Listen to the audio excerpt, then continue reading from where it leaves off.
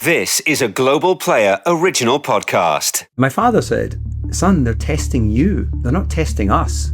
Go there, try not to crash, call us afterwards. The whole family really does commit to this dream that you have. He's crying and she's crying and it's lovely. Lewis and his dad were inseparable. My dad ran his business into the ground trying to pay for me to go racing. It's millions and millions and millions. Blah, blah, bullshit. At the end of the day, it becomes more about money and less about talent. You're rocking up to a gun war with a spoon.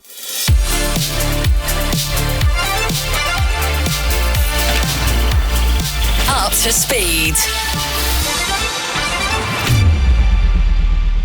It's Naomi. It's David. It's Jolie. Welcome to Up to Speed. Well, hello everybody. I hope that you all enjoyed our episode with Ollie Bearman in studio. And actually, DC, welcome back. What did you make of that episode? Yeah, I loved it. I loved how open he is, how chilled he is about the fact that he's starting this incredible journey as a Formula One driver. Relatively inexperienced still, but I think as you mentioned there, he's showing all the signs of being a team leader.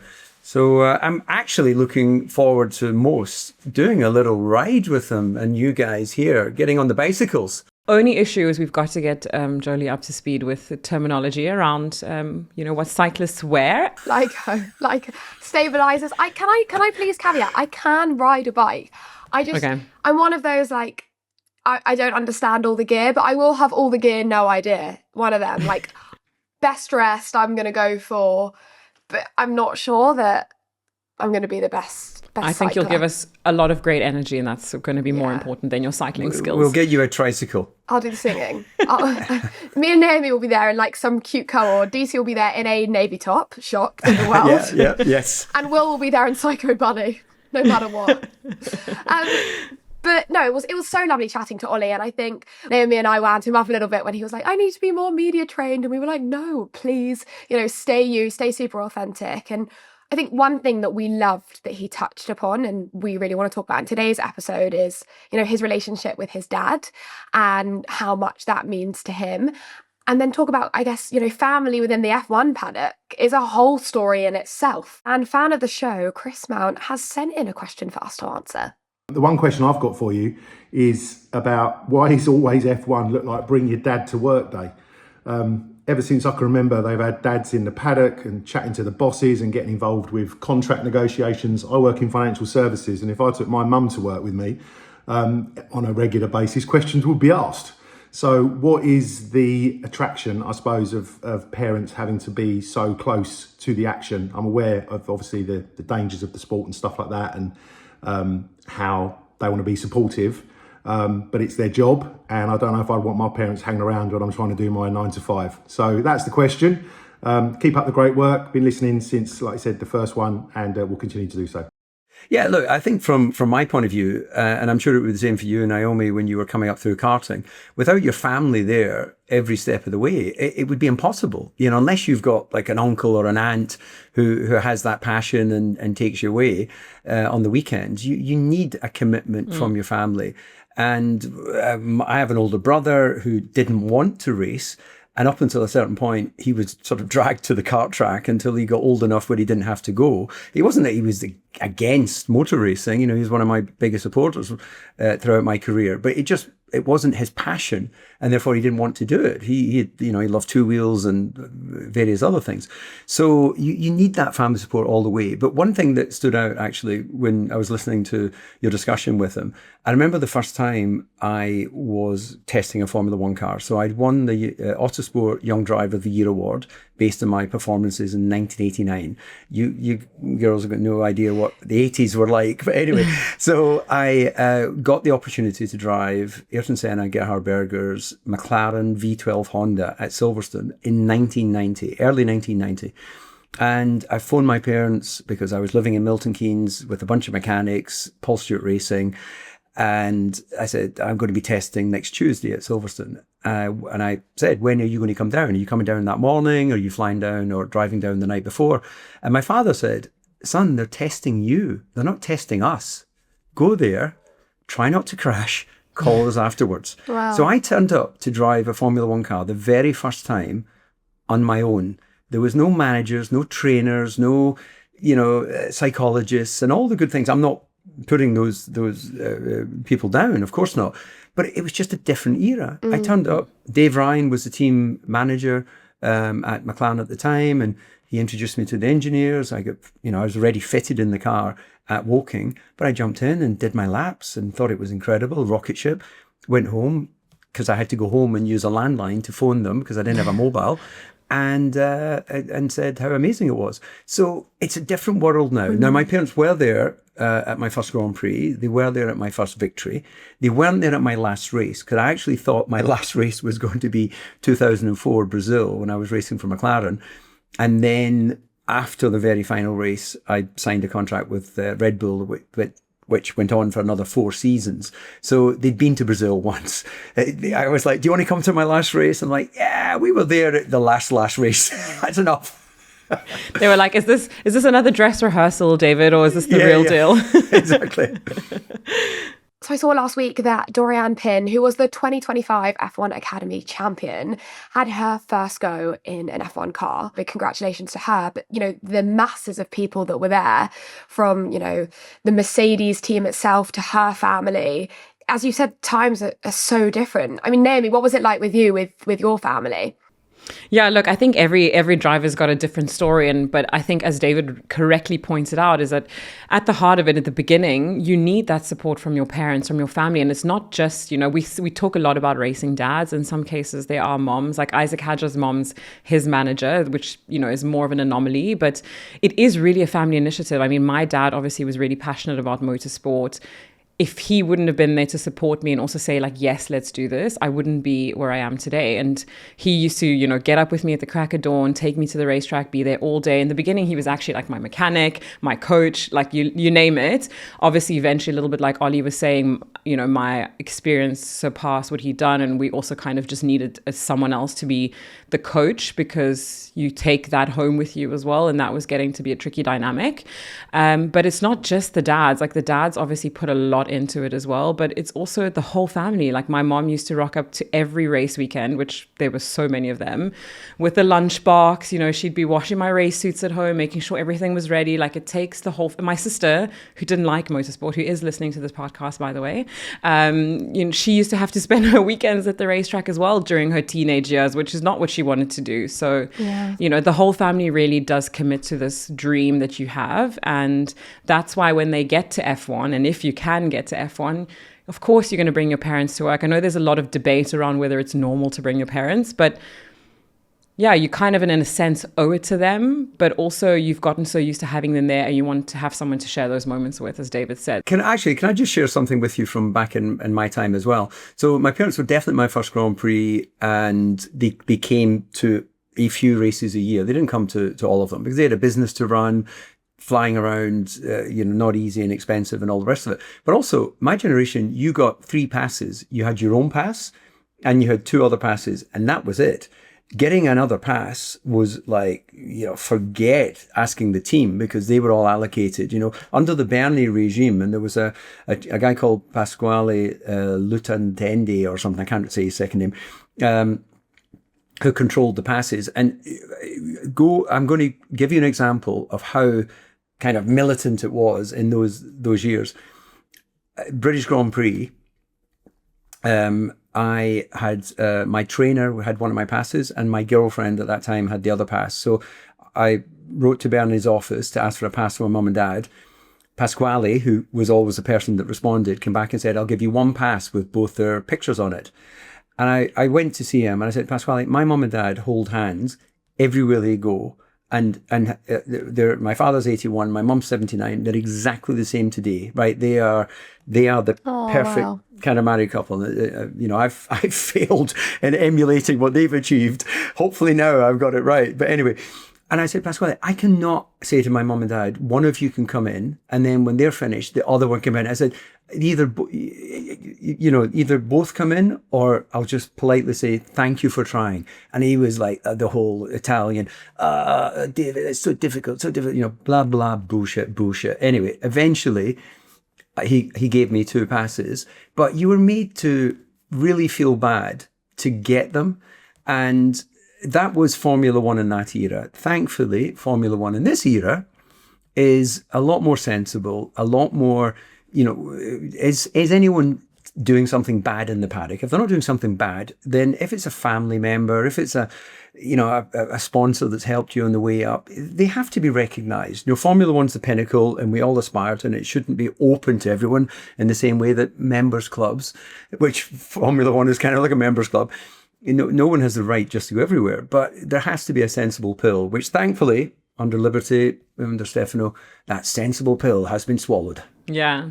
There was a period when I'd already stepped out of the car. I was in the commentary box, and Jensen and Lewis, their fathers, would be there quite often, a couple of other dads as well. And there would be times in a qualifying lap, and they would cut away from the qualifying lap to the dad in the garage staring at the screens.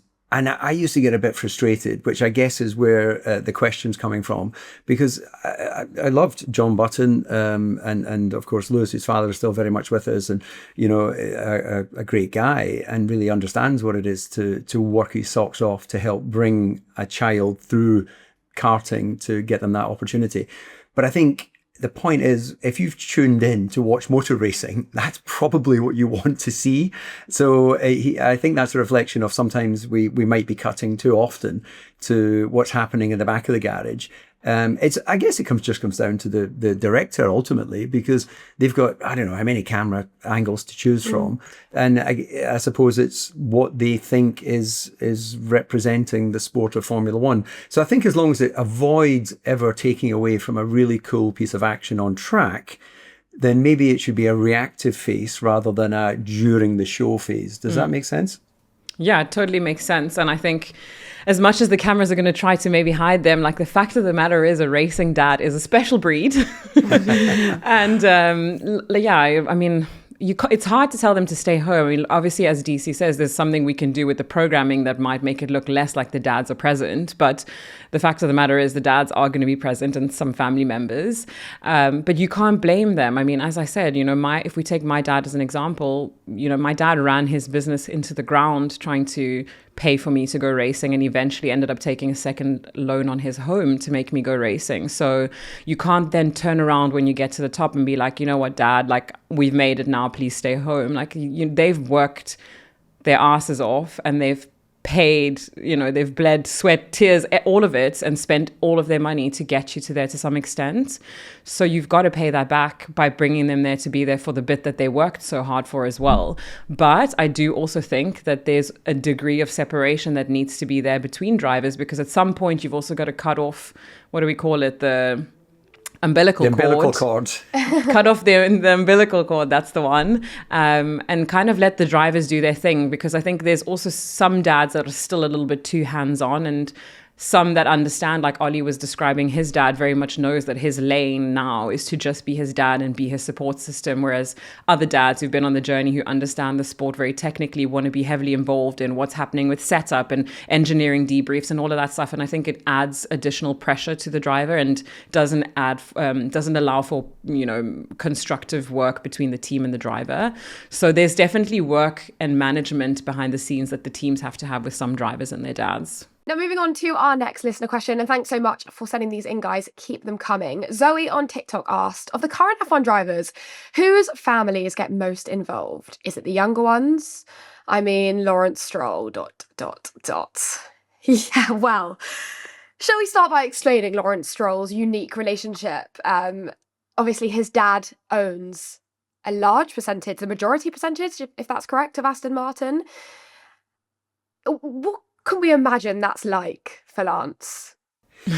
Well, I have this simple belief that you don't know what you don't know. So therefore, I think if you're born into a royal family, you don't consider that as a young child. You'll become aware of it as you gain maturity, and then you'll make your choice as to whether you accept it or you don't. And as we've seen with our own British royal family, some are more accepting than others. But therefore, I think that for Lance, he just happens to be the result of a relationship between his parents, that his father's an incredibly successful businessman and has many notable business wins, and he's passionate about motor racing, and his son has had an incredible amount of success through the lower formulas. It's only Formula One where I don't think he's won. So, his dad saw a business opportunity and he's grown that into what is, when you consider the valuations of Formula One now, I've got to imagine that the growth on the Formula One team must be more than repaying everything he's invested all the way through karting and the lower formulas.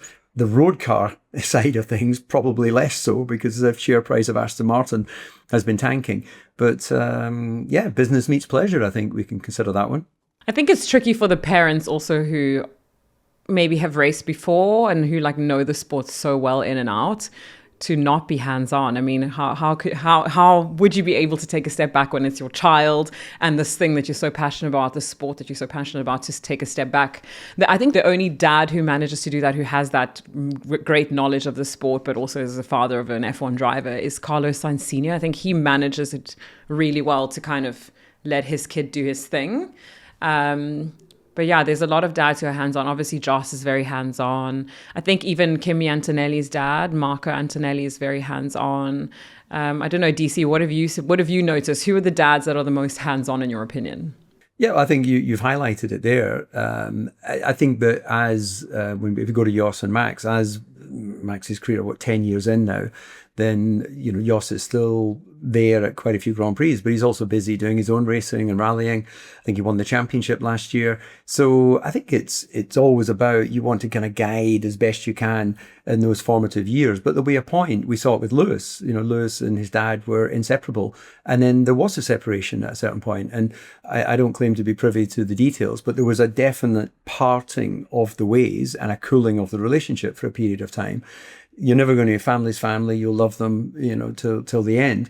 But the relationship changed, and Lewis felt, I assume, that he needed that break to discover really who he was. And we've seen various evolutions of Lewis during his journey, growing up in the public eye, which is what these drivers do. I suspect we'll see something similar with Kimi. I guess he still lives at home with his parents. So has he ever put on a washing machine and done his ironing? I'm not saying that makes you a man or a woman, but there's certain things, being a sports person is an extended childhood anyway. And if you've got all these people around you, then you're probably never getting to sort of feel what it's like to do what most people do, which is leave school, either go straight into employment starting at the bottom, or leave school, go to university, live off pot noodles and other things like that, sleep on a few sofas, and then find your way in life. I think the Jos Verstappen example was really interesting, because I remember at the end of last season, Max was asked in the press conference ahead of the last race, are your family here? And he was like, well, no, I didn't plan to be in the title fight. So my dad's, I think he's, rallying in Africa, and my mum's at home looking after the dogs. So, he's potentially, he was in the running to win the championship for the 5th time, and his parents aren't there. And then we see kind of a contrast to when Lando won it, albeit it was the first time, and his mum's there. And, we see a clip of her saying, oh, my golden boy, I'm so, so proud of you. And, he's crying and she's crying, and it's lovely, this lovely emotional moment. And, there's that argument, as you were saying earlier, the longer you're in the sport, people also have their own lives, and as much as they want to be there for every race, they can't always be there for every race and every key moment. But for me, it's something that I love to see. I love families' involvement. Mine is in a completely different way, but wherever I can have my parents, I do. And I think it's a piece of home, and being an F1 driver can be so lonely, and you guys will be able to vouch this, in a very different way to me, but you're traveling the world, and where you can take that slice of comfort, I do not blame any of them for doing that. Yeah, look, as long as it comes to a benefit, then I think it's great to do it. I think there's also a lot of drivers who maybe would want a bit of a degree of separation, but they don't have, they can't really say that. So sometimes the teams have to get involved and help them say what they can't say because it's too touchy, it's too sensitive. But, you're absolutely right. Those parents are there to support as much as they are there to impart some knowledge that they feel would be beneficial. But as we say, it's a tricky balance to find. On the note of Jos taking a step back, I think that he was a lot more hands-on, and more recently we see him coming to fewer races, which I think probably gives Max a little bit more breathing room. But it's, as you say, natural, right? He's won 4 titles. Jos has kind of been there and done what he can do. I think they understand that ship is sailing and doesn't really need his guidance as much. Whereas, Lando's dad doesn't come from the same background, right? He wasn't an F1 driver in the past. He wasn't a racer. So his support is very different. I actually sat on the plane next to Siska on the way back from the Australian race last year, and I think they really sensed that they had a good package. And she was like, I'm going to try my best this year to be at as many races as possible, whereas she hadn't done that in the past. But she's so lovely, and I think Lando's parents really managed to be there just to support, and I think they have like a real positive influence on him from that side. So yeah, it's all interesting, but it's difficult to really read between the lines because, as I say, the drivers aren't going to really say if their parents are really only there for positive reasons, and if maybe they're really putting a lot of pressure on them, they wouldn't say that out loud. So you've kind of got to just like try to figure out what's really going on.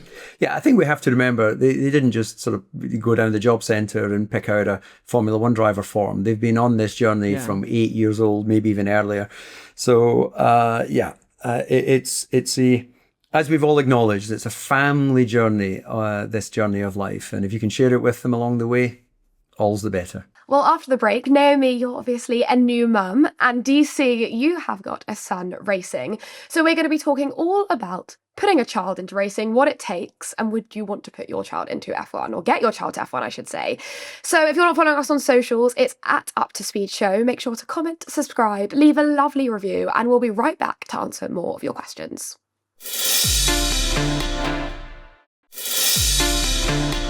Okay, so straight back to it, and Laura on Instagram asks, does having a child change the way they race?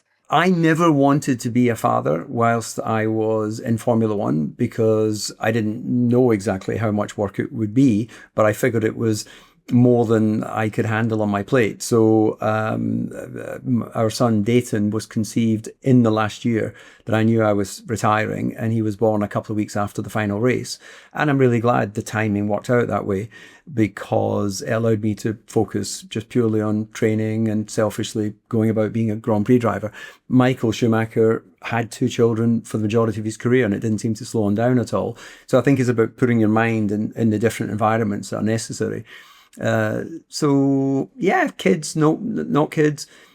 I think it really depends on the individual. For some it may affect them, but if I look at my old teammate Mika Häkkinen, and having recently done a little tour with him, what's become ever more apparent, the reason he stopped relatively early wasn't the fact I think he was like 32, 33, was not because of kids, but because he had that almost fatal accident in 1995 in Adelaide, fractured his skull, lost some hearing, spent a week in an induced coma, spent, I think, 2 months in hospital. So for him, that trauma was ever present. And he came back, won a couple of world titles and went, that's enough. So it was almost a bit like Nico Rosberg, but for different reasons. Nico obviously put everything into it and went, I can't do better than that. So therefore, I'm out.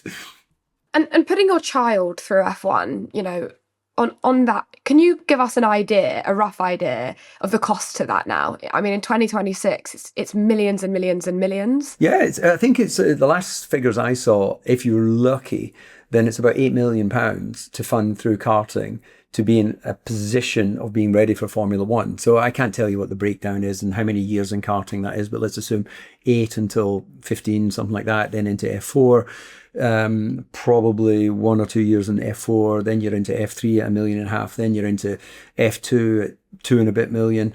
So, very quickly it ramps up. I know in my own personal journey with my son, Dayton, then, you're hundreds of thousands in karting. You're getting into more than that by the time you get into cars. And, he's in his second season of GB4. So it is an expensive sport, and therefore some great talents will never make it beyond karting because they don't have the funding. But I guess you could argue that some great footballers don't end up playing for the team they want to because they don't get scouted, and maybe they lose heart, or they miss an opportunity, or they get injured, or whatever it happens to be. Yeah, well, I mean, when you say those numbers, like, it just blows my mind. I mean, you're right. No matter which way you slice it, motorsport will forever be an expensive sport, right? Like, someone's got to pay for the rubber, someone's got to pay for the fuel, someone's got to pay for those brilliant minds' hours, right? You go to a lawyer, you pay top dollar for that hour. Same thing goes for engineers. But it's wild to me that in karting you'd be spending as much money as some people are spending in this day and age. Like, why do we have a cost cap at the pinnacle of the sport and we don't have a cost cap in the grassroots? Because I remember when I was karting, like, as I mentioned, my dad was spending every penny he had left over to send me racing. We were by no means like well off. Like, I think we were what we would call like middle class. But you always would have, you know, the other drivers would have like softer chassis, but they would change their chassis every race, or they would be overhauling their engines after every race weekend, and they'd have like 13 of them lined up in their trucks. Where do we draw the line on like how far drivers can go with that? Because at the end of the day, it becomes more about money and less about talent. And yes, I know we can't get fully away from that, but maybe there's a way that can be limited to weed out some talented drivers that don't have the same access as richer drivers. I mean, it's sad to me that today on the grid, of course, these are incredible drivers, but the majority of them are sons of millionaires and billionaires, and the others are all sons of XF1 racers. I think there's a few like Esteban Ocon and maybe Pierre Gasly, and I have to think who else, maybe Lewis, of course, Fernando, who come from like a different generation though, that have had a different path up. But yeah, like, it's not like football where you can just put a pair of boots on and go kick a ball. Like, I remember when I was racing in W Series, like a day of testing in the similar kind of car was like 15 grand for a day of testing. Like, therefore I never went testing, and therefore I was shite. You can't, it's like you're rocking up to a gun war with a spoon. You can't compete when that's the way that things are managed. But it is what it is. But I think that there's still a way to optimize it, Yeah. Look, I think you're absolutely right. There should be a route that makes it more cost effective. I think Rob Smedley, former engineer at Ferrari with Felipe Massa, has set up a karting championship, which is a much more cost effective way of going racing. And I know from talking to the president of the FIA, he's very supportive of having a much stronger control in the costs in karting. But I'll tell you who doesn't want to control the costs are the teams. There are a lot of successful teams, and I understand it's business, and in free trade and free business, the best teams will always be able to charge more, and people will have the money somewhere to pay that, and they'll therefore not guaranteeing success, but they're giving themselves a much higher chance of success if you go with the top teams. And of course, it just keeps pushing itself up. Arguably, Formula One, who own Formula 2 and Formula 3, could put more of a cost control there, but then they earn money from it. So, why should they, if it's another, revenue stream for them and the overall scheme of everything that they've invested? Liberty didn't spend however many billion to buy Formula One, not to make money. So I think the issue we have, it's called life. And in the journey of life, it's not fair. And some people get and some people don't. I mean, Naomi, you've obviously, as we mentioned before, just had your little son. He's 6 months old, right? He's 6 months old already with 2 teeth. Why is it going so fast? And I have to say, he's absolutely adorable. Thank you. What are your thoughts? You grew up a driver. Yeah. Your whole job is, surrounding F1.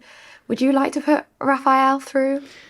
So, I really want to try to find something positive to say here, because this is the sport that I love, right? I have a massive passion for motorsport. I love what I do. But I have to say that even when I retired, I was very disheartened by the state of the sport for the reasons that I just mentioned. I am by no means a millionaire. I am by no means a billionaire. And I am by no means an ex-F1 driver. So when you look at the odds anyway, right? Let's take money out of it completely. When you look at the odds of succeeding or getting to Formula One, the odds are 0 to none, right? It's already pretty much impossible to get to the top. If you take out those other factors, it's what are the odds, I'm obviously in a good position now where I know a lot of team owners, junior programs are doing more than they potentially did in the past. So yes, maybe I'm well positioned to give him a good opportunity, but do I really want to burn all my money trying to get him to somewhere where ultimately the odds of him getting there are probably unlikely? I don't know. when he grows up and starts talking and says, Mom, I really want to, go racing, maybe I'll change my tune and be like, how do I say no to that? But as of right now, I wish that the sport was in a state where I knew that there was a real opportunity for kids to climb that ladder. But right now, I just feel like it's all about greed and money. And unfortunately, that doesn't it doesn't promote talented drivers. And of course, I have no idea if my son has any talent, right? We're talking hypothetically here, assuming he even wants to do this. Like, he might want to be an artist or a doctor or whatever he wants to be. But yeah, look, it's a real question. Everybody asks me, everybody keeps giving him gifts that have racing cars on it. And I'm like, oh, guys, please stop. Well, consider my bank account. Yeah. Well, here was my position when Dayton was a little boy. He was lucky enough to have an opportunity to try the sailing club. He was lucky enough to try the tennis club. He was lucky enough to try the football club, the golf club. He tried all of those things. And he turned around and said, when can I start karting? And you thought, oh shit. Oh shit, exactly. No, but I did say to him, I said, why do you want to start karting? And he went, well, how else do I become a Formula One driver? Wow. And so that's why he's ended up in racing, and it's in his hands. I can create the opportunity, but he needs to point the car in the right direction and make that happen. So the future will tell us whether he's got the opportunity, the skills, the commitment, all of those sorts of things. But I could not give him the chance because he asked me. It wasn't just ask Daddy and he'll do it. Of course not. But as a minimum, you had to be given the chance to get on the early stages of karting. But I didn't do it through going with the big European teams. Because I never really raced in Europe, so I don't know them, and I didn't want to really be standing around with a group of people I didn't know. So we have what I call a family team. Dave Boyce, who looked after me in karting, worked with Dario Franchitti, worked with Alan McNish. Someone that I trust and have known a long time, has helped Dayton through his karting, and he hasn't been sort of having a big sort of trophy cabinet success for whatever reason. That's for either lack of presenting him with the right opportunity or lack of delivering the results. We'll find out in time. So I'm not trying to force anything. I'm just trying to give opportunity, and then the racing gods decide. Well, hopefully in 10 years' time, when we're doing this podcast still, we'll have lots of trophies to talk about with both of your children. There's a nice thought. I think it will be something different in 10 years' time. We'll be virtually connected via something or other. It'll be called something different. Yes, exactly. Which actually, on that note, I do think, Max, we talked about it in another episode, like what Max is doing with, I think they've just recently changed. It's not called Red Line anymore. It's called Verstappen Sim Racing or something. Bringing young talent through simulator racing into real cars. I think that is an avenue for the future to let drivers who maybe don't have the means to get through. So yeah, I think that the nature of the sport from that perspective is going to change for sure. So let's wait and see. But yeah, in the meantime, I'll be just working very hard and collecting more coins in case of emergency. Good idea. I think the general consensus is that none of these drivers could be doing it without their families. So, of course, mums, dads, whatever, we love to see you at the races. Let us know in the comments what you guys think, what your opinions are. We always love hearing from you guys. If you're not already following us on socials, it's at Up to Speed Show. Or if you want to send us an email, it's uptospeed@global.com. We have episodes coming out every Monday and every Thursday. So make sure that you're subscribed so that you never miss an episode. And we will catch you on Thursday. This has been a Global Player original production.